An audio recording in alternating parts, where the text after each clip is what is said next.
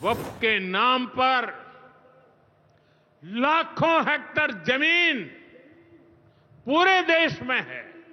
वक्फ कानून में बदलाव के बाद अब ये गरीबों से जो लूटा जा रहा है वो बंद होने वाला है। आपने वक्फ कानून बना दिया सिर्फ जमीन हड़पने के लिए।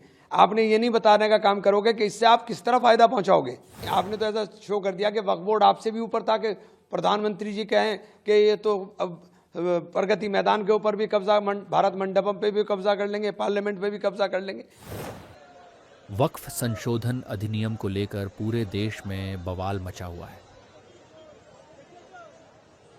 पश्चिम बंगाल से हिंसा की तस्वीरें सामने आ रही हैं तो विपक्षी दल भी खुलकर इसका विरोध कर रहे हैं। वहीं आज हिसार के मंच से प्रधानमंत्री नरेंद्र मोदी ने वक्फ अधिनियम का विरोध करने वालों को करारा जवाब दिया है। बाबा साहब के विचारों, वक्फ के नाम पर लाखों हेक्टेयर जमीन पूरे देश में है।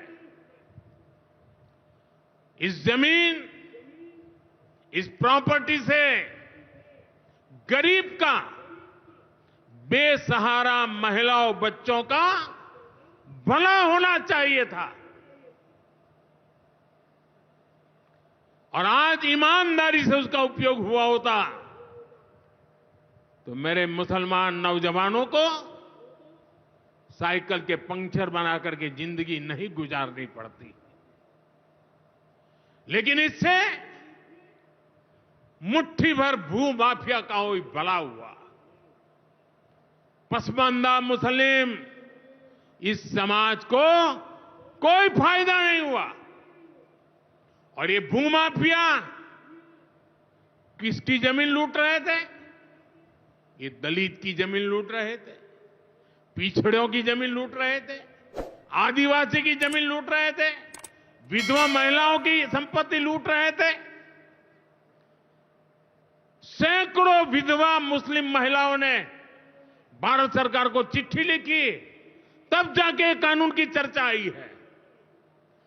वक्फ कानून में बदलाव के बाद अब ये गरीबों से जो लूटा जा रहा है वो बंद होने वाला है।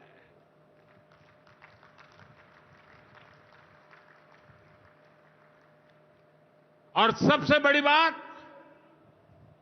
हमने एक बहुत बड़ा जिम्मेदारीपूर्ण महत्वपूर्ण काम किया है। हमने इस वक्फ कानून में एक और प्रावधान किया है। अब नए कानून के तहत, वक्फ के कानून के तहत किसी भी आदिवासी की जमीन को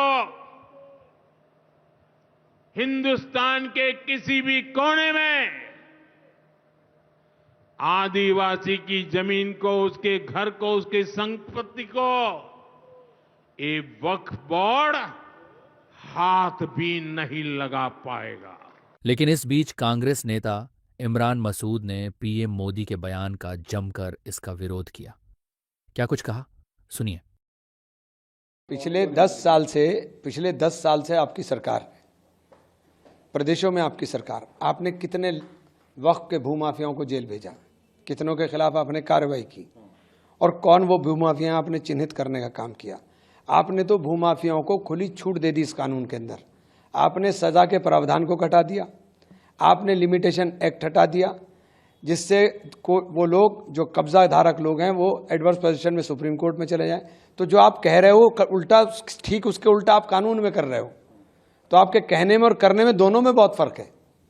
दूसरा, उन्होंने अभी ये भी कहा है कि मुस्लिम कांग्रेस जो है वो तुष्टीकरण की राजनीति करती है, मुस्लिम समुदाय को कोई फायदा नहीं पहुंचाया आज तक, उनको शिक्षा से वंचित रखा, उनको गरीब रखा, उनको कुरीतियों में बढ़ाया। आपकी 10 साल की सरकार ने अलीगढ़ मुस्लिम यूनिवर्सिटी का फंड लगातार घटा दिया क्योंकि उसके पीछे मुस्लिम लगा हुआ है।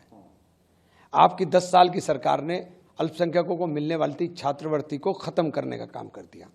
आपकी 12 साल की सरकार, 11 साल की सरकार ने जो मदरसे हैं उनको लगातार बंद करने का काम कर दिया। तो आप कर कुछ रहे हो, बता कुछ रहे हो। आप ये बताइए कि पसमानदा मुसलमान की आप बात करें तो पसमानदा मुसलमान के बच्चों की छात्रवृत्ति क्यों बंद की? क्या आप दोबारा शुरू करेंगे? देने का काम करेंगे? आपने वक्फ कानून बना दिया सिर्फ ज़मीन हड़पने के लिए। आपने ये नहीं बताने का काम करोगे कि इससे आप किस तरह फ़ायदा पहुंचाओगे। भाई सरकारें आपकी हैं, वक्फ बोर्ड हमेशा सरकार के अधीन रहा। वक्फ बोर्ड कोई ऐसा तो है नहीं, आपने तो ऐसा शो कर दिया कि वक्फ बोर्ड आपसे भी ऊपर था कि प्रधानमंत्री जी कहें कि ये तो अब प्रगति मैदान के ऊपर भी कब्जा, भारत मंडपम पे भी कब्जा कर लेंगे, पार्लियामेंट पे भी कब्जा कर लेंगे। तो ऐसी लच्छेदार बातें आप बोल रहे हैं जो तथ्यहीन है और आधारहीन है। ये मुमकिन ही नहीं हो सकता है।